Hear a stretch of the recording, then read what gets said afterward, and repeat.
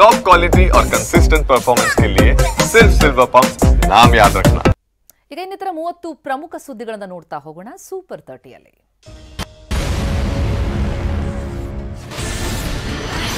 Chinnaswamy stadium ಬಳಿ ನಡೆದ ಘೋರ ದುರಂತಕ್ಕೆ ಸಂಬಂಧಿಸಿದಂತೆ 4 ಬಂಧನವಾಗಿದೆ. 4ರನ್ನ ಜೂನ್ 19ರ ತನಕ ಕಬ್ಬನ್ ಪಾರ್ಕ್ ಪೊಲೀಸರು ಜೈಲಿಗಟ್ಟಿದ್ದಾರೆ. ಸದ್ಯ ಪ್ರಕರಣದ ಫೈಲ್ ಕೈಗೆತ್ತಿಕೊಂಡಿರುವ ಸಿಐಡಿ ತನಿಖೆ ಚುರುಕುಗೊಳಿಸಿದೆ. ಮೊನ್ನೆ ಚಿನ್ನಸ್ವಾಮಿ ಸ್ಟೇಡಿಯಂಗೆ ಭೇಟಿ ನೀಡಿದ್ದ ಸಿಐಡಿ ತಂಡ ದುರಂತದ ಬಗ್ಗೆ ಮಾಹಿತಿ ಕಲೆ ಹಾಕಿದೆ. ಇನ್ನು ಇಂದು ನಿಖಿಲ್ ಸೋಸ್ಲೆ ಸೇರಿದಂತೆ 4 ಆರೋಪಿಗಳನ್ನು ವಶಕ್ಕೆ ಪಡೆಯಲು ಸಿದ್ಧತೆ ನಡೆಸಿದೆ. ಆರೋಪಿಗಳು ಪರಪ್ಪನ ಅಗ್ರಹಾರ ಜೈಲಿನಲ್ಲಿ ಇರೋದ್ರಿಂದ ಕೋರ್ಟ್ಗೆ ಮನವಿ ಮಾಡಿ ಬಾಡಿ ವಾರೆಂಟ್ ಮೇಲೆ ವಶಕ್ಕೆ ಪಡೆಯಲು ಸಿಐಡಿ ತಂಡ ಮುಂದಾಗಿದೆ. ಅಲ್ಲದೆ ಆರ್ಸಿಬಿ, ಡಿಎನ್ಎ, ಕೆಎಸ್ಸಿಎ ಮ್ಯಾನೇಜ್ಮೆಂಟ್ಗೂ ನೋಟಿಸ್ ನೀಡಲಿದ್ದಾರೆ. ಸಿಐಡಿ ಎಸ್ಪಿ ಶುಭನ್ವಿತ ನೇತೃತ್ವದಲ್ಲಿ ತನಿಖೆ ನಡೆಯಲಿದೆ. ಚಿನ್ನಸ್ವಾಮಿ ಸ್ಟೇಡಿಯಂ ಬಳಿ ಕಾಲ್ತುಳಿತ ದುರಂತ ಸಂಬಂಧ ಸಿಎಂ, ಡಿಸಿಎಂ, ಗೃಹ ಸಚಿವರು ರಾಜೀನಾಮೆ ಕೊಡಬೇಕು ಅಂತ ಆಗ್ರಹಿಸಿ ಬಿಜೆಪಿ ಪ್ರತಿಭಟನೆಯನ್ನ ನಡೆಸಿತು. ವಿಧಾನಸೌಧದ ಗಾಂಧಿ ಪ್ರತಿಮೆ ಬಳಿ ಪ್ರತಿಭಟನೆಯನ್ನ ನಡೆಸಿದ ಬಿಜೆಪಿ ನಾಯಕರು ರಾಜ್ಯ ಸರ್ಕಾರದ ವಿರುದ್ಧ ಆಕ್ರೋಶ ಹೊರಹಾಕಿದರು. ಇಲ್ಲಿ ಸೆಲ್ಫಿ ಹೊಡಿತಾ ಇದ್ದಂಗೆ ಅಲ್ಲೊಂದು ವಿದ್ಯಾರ್ಥಿ ಸಾವಾಗುತ್ತೆ. ಇಲ್ಲಿ ಸೆಲ್ಫಿ, ಅಲ್ಲಿ ಸಾವು. ಇಲ್ಲೊಂದು ಸೆಲ್ಫಿ ಹೊಡಿತಾರೆ, ಅಲ್ಲೊಂದು ಸಾವಾಗುತ್ತೆ. ವಿದ್ಯಾರ್ಥಿಗಳು ನಿಮ್ಮ ತೀಟೆಗೋಸ್ಕರ, ನಿಮ್ಮ ಕುಟುಂಬದ ವರ್ಚಸ್ಸು, ನಿಮ್ಮ ವರ್ಚಸ್ಸು ಹೆಚ್ಚಿಸ್ಕೊಳಕ್ಕೋಸ್ಕರ ಇವತ್ತು ಈ ಕೊಲೆಗಳಾಗಿದೆ. ಹೆಣದ ಮೇಲೆ ರಾಜಕಾರಣ ಮಾಡ್ತಾರೆ ಬಿಜೆಪಿಯವರು, ರಣ ಹದ್ದುಗಳ ತರ ಅಂತ. ಆದ್ರೆ ನೀವು ಸೀಳು ನಾಯಿಗಳ ತರ 11 ಜನರ ಜೀವ ತೆಗೆದು ನಾಯಿಗಳು ನೀವು ಕಾಂಗ್ರೆಸ್ನವರು. ನೀವು ವಿಧಾನಸೌಧದ ಮೆಟ್ಲ ಮೇಲೆ ಆ ರಾಯಲ್ ಚಾಲೆಂಜ್ ಬ್ರಾಂಡ್ ಅಂಬಾಸಿಡರ್ ಆಗ್ಬಿಟ್ರಲ್ಲ ನೀವು. ಇದಕ್ಕಾಗ ಕೆಂಗಲ್ ಹನುಮಂತಯ್ಯನವರು ವಿಧಾನಸೌಧ ಕಟ್ಟಿಸಿದ್ದು. ಇದನ್ನ ಶಕ್ತಿ ಕೇಂದ್ರ ಅಂತ ಕರೆದಿದ್ದು ಇದಕ್ಕಾಗೇನ? ಯಾವುದೋ ಒಂದು ಫ್ರಾಂಚೈಸಿಯ ಬ್ರಾಂಡ್ ಅಂಬಾಸಿಡರ್ ಆಗಲಿಕ್ಕೆ ಮುಖ್ಯಮಂತ್ರಿ, ಉಪಮುಖ್ಯಮಂತ್ರಿಗಳು ಪೈಪೋಟಿಗೆ ಬಿದ್ದು 11 ಜನರ ಬಲಿ ತಗೊಂಡ್ರಲ್ಲ. ಚಿನ್ನಸ್ವಾಮಿ ಕಾಲ್ತುಳಿತ ದುರಂತ ಸಂಬಂಧ ರಾಜ್ಯ ಸರ್ಕಾರದ ವಿರುದ್ಧ ಬಿಜೆಪಿ ನಾಯಕರು ಮಾಡಿರುವ ಆರೋಪಗಳನ್ನ ಸಿಎಂ ಸಿದ್ದರಾಮಯ್ಯ ತಳ್ಳಿ ಹಾಕಿದ್ದಾರೆ.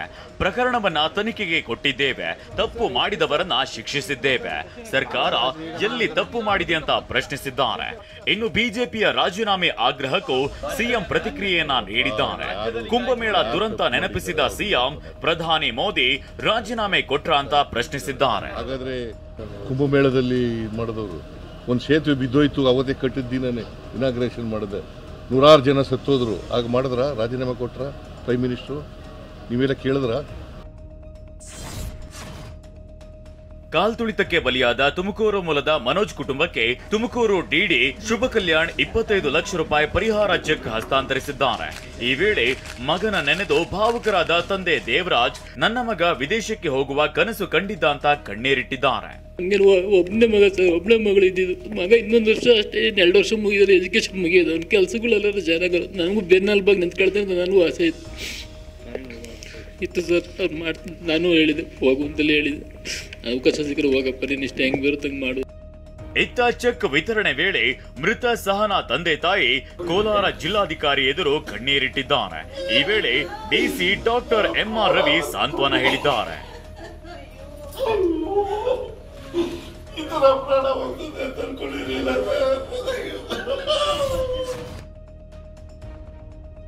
ಜೂನ್ 4ರಂದೇ ಚಿನ್ನಸ್ವಾಮಿ ಸ್ಟೇಡಿಯಂ ಬಳಿ ಸಂಭವಿಸಬಹುದಾದ ಅಪಾಯದ ಬಗ್ಗೆ ಡಿಸಿಪಿ ಕರಿಬಸವನಗೌಡ ಎಚ್ಚರಿಕೆಯನ್ನ ನೀಡಿದ್ರು.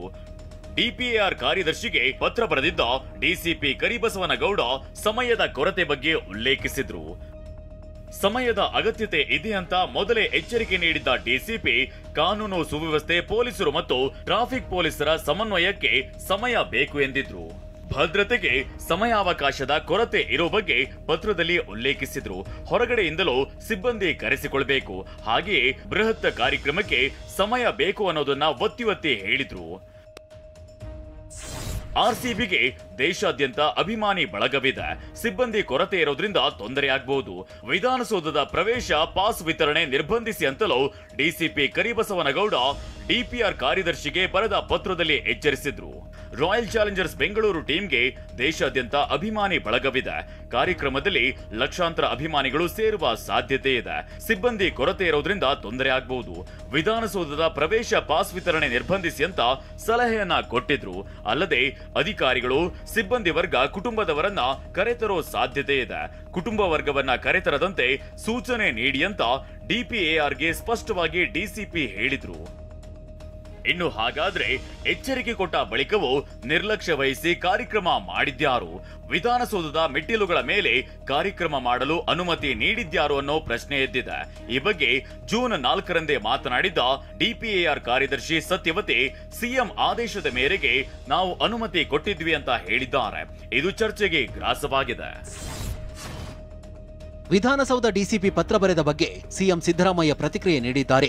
ಡಿಸಿಪಿ ಬರೆದ ಪತ್ರ ನನ್ನ ಬಳಿ ಬಂದಿಲ್ಲ. ಪತ್ರದಲ್ಲಿ ಕಂಡೀಷನ್ ಹಾಕಿದ್ದಾರೆ, ಅದನ್ನ ಪೊಲೀಸರು ನೋಡಿಕೊಳ್ಳಬೇಕು. ಕಮಿಷನರ್ ನನಗೆ ಭದ್ರತೆ ಬಗ್ಗೆ ತಿಳಿಸಿಯೇ ಇಲ್ಲ ಎಂದಿದ್ದಾರೆ. ಆಯ್ತಾ, ಅವರು ಉತ್ತರಕ್ಕೂ ಏನಂತ ಕೊಟ್ಟಿದ್ದಾರೆ ಗೊತ್ತಾ ನಿಮಗೆ? ಕಂಡೀಷನ್ಸ್ ಹಾಕಿ ಕೊಟ್ಟಿದ್ದಾರೆ. ಆ ಕಂಡೀಷನ್ಸ್ನೆಲ್ಲ ಫುಲ್ಫಿಲ್ ಮಾಡಿ ಅಂತ ಹೇಳಿದ್ದಾರೆ. ಅವ್ರು ಫುಲ್ಫಿಲ್ ಮಾಡೋದು ಅವರು ಇಟ್ ಈಸ್ ಪೊಲೀಸ್ನವ್ರ ಕರ್ತವ್ಯ. ಕಾವೇರಿ ನಿವಾಸದಲ್ಲಿ ಡಿಸಿಎಂ ಹಾಗೂ ಗೃಹ ಸಚಿವರ ಜೊತೆ ಸಭೆ ನಡೆಸಿದ ಸಿಎಂ ಆರ್ಸಿಬಿ ಕಾರ್ಯಕ್ರಮಗಳಿಗೆ ಅನುಮತಿ ನೀಡಿದ ದಾಖಲೆ ಪರಿಶೀಲಿಸಿದ್ದಾರೆ. ಪಂದ್ಯ ನಡೆಯುತ್ತಿರುವಾಗಲೇ ಸಂಭ್ರಮಾಚರಣೆಗೆ ಅನುಮತಿ ಕೋರಿ ಪತ್ರ ಬರೆದಿರುವ ಬಗ್ಗೆ ಚರ್ಚೆ ನಡೆಸಿದ್ದಾರೆ. ಈ ವೇಳೆ ಆರ್ಸಿಬಿ ಅಷ್ಟೇ ಅಲ್ಲದೆ ಪಂಜಾಬ್ ಟೀಮ್ ಸಹ ಪಂದ್ಯ ನಡೆಯುವಾಗಲೇ ಅಲ್ಲಿನ ಸರ್ಕಾರಕ್ಕೆ ಮೆರವಣಿಗೆಗೆ ಅನುಮತಿ ಕೋರಿ ಪತ್ರ ಬರೆದಿದ್ದ ವಿಚಾರ ಬೆಳಕಿಗೆ ಬಂದಿದೆ. ಈ ಬಗ್ಗೆ ಪೊಲೀಸ್ ಇಲಾಖೆ ಸಿಎಂ, ಡಿಸಿಎಂ ಹಾಗೂ ಗೃಹ ಸಚಿವರಿಗೆ ಮಾಹಿತಿ ನೀಡಿದೆ. ಇನ್ನು ರಾಜ್ಯಪಾಲರಿಗೆ ಆಹ್ವಾನ ನೀಡಿರುವ ಬಗ್ಗೆಯೂ ಸಭೆಯಲ್ಲಿ ಚರ್ಚೆ ನಡೆದಿದೆ. ಕೆ ಗೋವಿಂದರಾಜು ಕರೆ ಮಾಡಿ ರಾಜ್ಯಪಾಲರಿಗೆ ಆಹ್ವಾನ ನೀಡಿದ್ರು.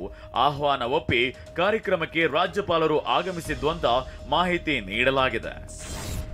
ಸಿಕ್ಕಿಂನ ಉತ್ತರ ಭಾಗದ ಚಟೇರ್ನಲ್ಲಿ ಭೀಕರ ಭೂಕುಸಿತ ಸಂಭವಿಸಿದೆ. ಭೂಕುಸಿತದಲ್ಲಿ ಸಿಲುಕಿದ್ದ 3 ಅಪ್ರಾಪ್ತರು ಸೇರಿದಂತೆ 28 ಮಂದಿಯನ್ನ ರಕ್ಷಿಸಿ ಸ್ಥಳಾಂತರ ಮಾಡಲಾಗಿದೆ. ಭಾರೀ ಮಳೆಯಿಂದ ಹಲವೆಡೆ ಭೂಕುಸಿತ ಸಂಭವಿಸಿದೆ. ರಸ್ತೆ ಸಂಪರ್ಕವು ಅಲ್ಲಲ್ಲಿ ಬಂದಾಗಿದೆ. ಪರಿಣಾಮ ಹೆಲಿಕಾಪ್ಟರ್ ಮೂಲಕ ಸಂತ್ರಸ್ತರನ್ನ ರಕ್ಷಣೆ ಮಾಡಲಾಗಿದೆ.